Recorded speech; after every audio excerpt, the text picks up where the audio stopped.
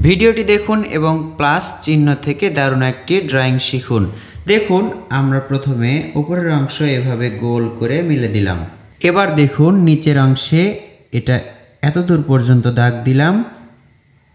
এরপর এখানে একটি বৃত্ত আঁকব। সুন্দর করতে হবে, বৃত্তটি গোল করতে হবে, চেষ্টা করতে হবে যতটা গোল করা যায়।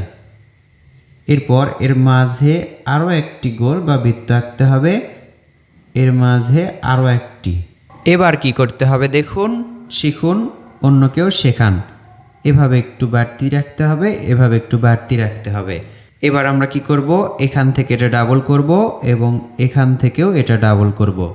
ছোট্ট সোনামণিদের জন্য সুন্দর একটি কার গাড়ি। এভাবে এটার সাথে মিলে দিব, এভাবে এটার সাথে মিলে দিব। এবার কি করতে হবে, দাগটা